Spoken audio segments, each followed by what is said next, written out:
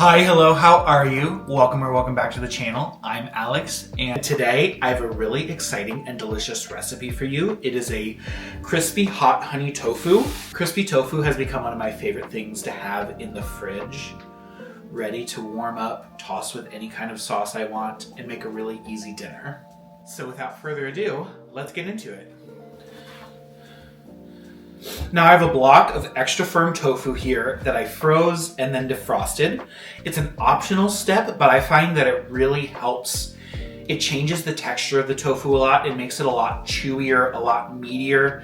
It is spongier, which I know sounds really unappealing. It makes it feel more substantial, more like you're eating a piece of meat or a piece of chicken. So if you have the foresight, I do recommend freezing and defrosting your tofu. Tofu was on sale for $1 a pack a couple weeks ago, so I bought so much and I've just stored it in the freezer, and I pull a package out when I'm ready for it. So naturally, most of my tofu is frozen. I'm also going to take the extra step of pressing it to get a lot of the moisture out. Tofu really acts like a sponge. So if you're letting all of the excess water out of it, that is more room for flavor and spices and delicious things to be absorbed. So I'm wrapping this in a clean kitchen towel, and I'm gonna place something heavy on top, just a cast iron pan. You could do a can of tomatoes, whatever you have on hand, and let that sit for about 10 minutes. I should say this step is optional as well, but it is something that will make it more delicious. While our tofu rests, let's set up a 3-step breading station. So I'm going to take about a half cup of flour, put that in my first bowl, crack an egg, along with a half cup of water or milk just to stretch that, and about a cup of breadcrumbs. I like the crunch of panko, but use whatever you have.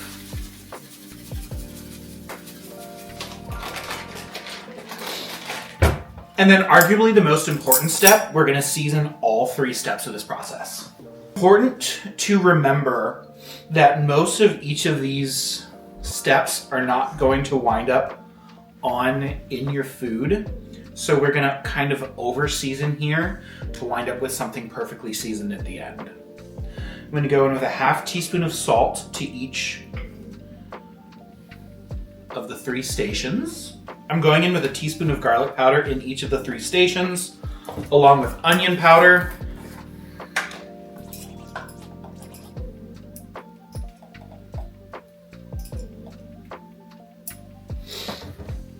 and chili powder. I'm going light on the chili powder because I don't have a lot.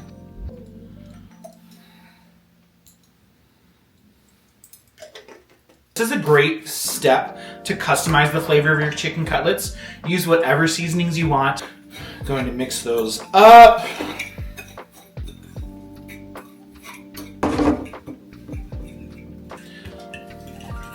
Now I know eggs can be a little pricey, which is why I used 1 egg and a little bit of water, but feel free to skip the egg altogether and just use milk.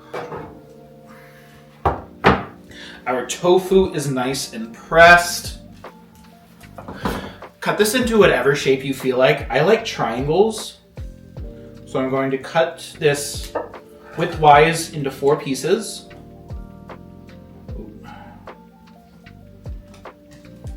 As best as I can.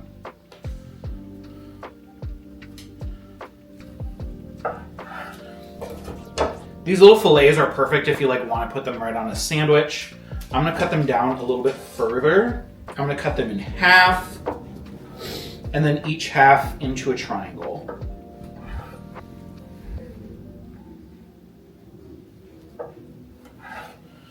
So I've got these nice little triangular pieces right here. And our 3-step breading station. It's gonna go flour, egg, breadcrumbs, and then I've got this prepped for them all to sit and rest on. Everybody talks about the wet hand, dry hand method of breading, but I have to be completely honest with you, I don't know what that means. I feel like I try so hard to keep one hand dry and one hand wet, and both of my hands just wind up covered in clumps. So, just do what you're gonna do. I'm going breadcrumb, egg, panko. I'm gonna pick up, oh no, that's not what I was supposed to do. There, that's the dry hand. So while you are breading,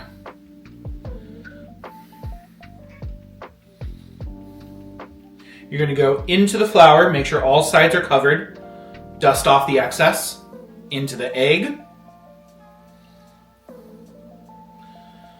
dust off the excess, ugh, gross, dust off the excess, and then in the panko, you're going to want to pack it on as well as you can, because this is your delicious crunchy coating. Beautiful. I'm going to bread the rest of these off camera and then we'll talk about next steps. Flour.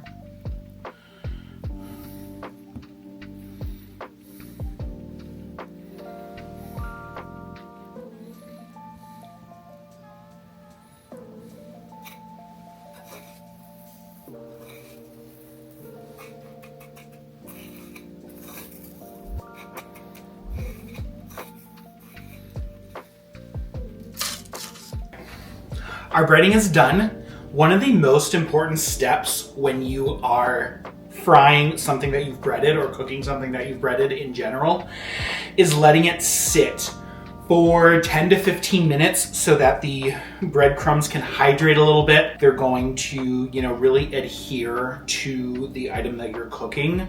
In this case, the tofu, so that all the breading doesn't fall off when you put it in the oil. So I'm gonna let this sit. I'm going to clean up a little bit, and then I'll meet you at the stove to work on this hot honey sauce.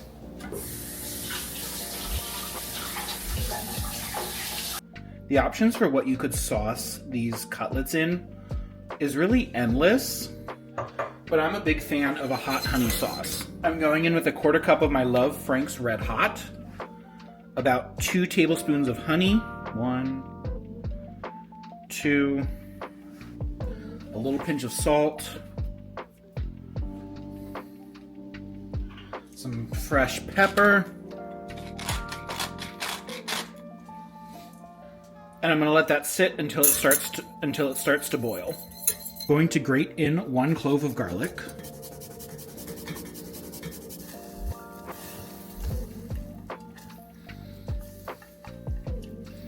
I'm going to let this reduce ever so slightly for just a minute or two. I'm going to cut the heat and whisk in 2 tablespoons of cold butter. Look at that. We've got this delicious hot honey sauce. It's a little spicy, a little sweet, really rich from the butter. I'm gonna set that aside and get our oil heating up over medium heat. Neutral oil. I want to have about a 1/4 inch thick coating on the bottom. Now you don't have to fry these. I will have baking or air frying instructions in the blog post down below. So to find out if your oil is ready, I like to drop a couple pieces of panko in. If the pieces of panko start to bubble, we are good to add our tofu.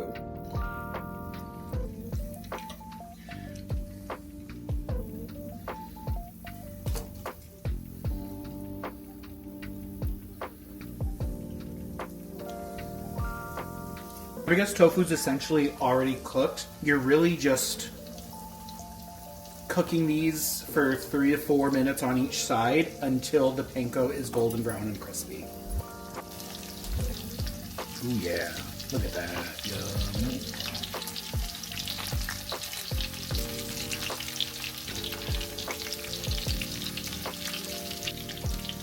Oh, that is gorgeous. All right, I'm gonna transfer these to a wire rack to drain any excess oil.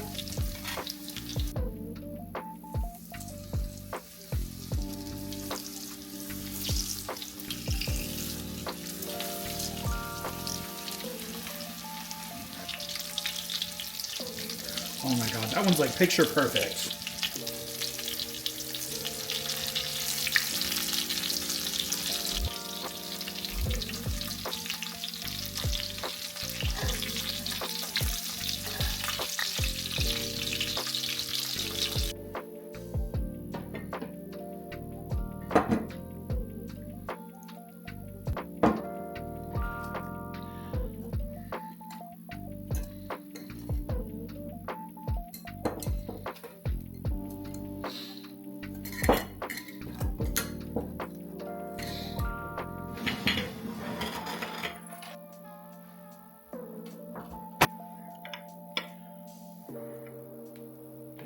Time for the taste test.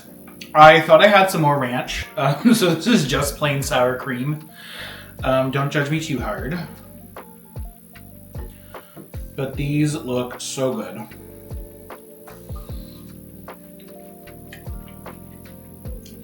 Yum. Oh yeah.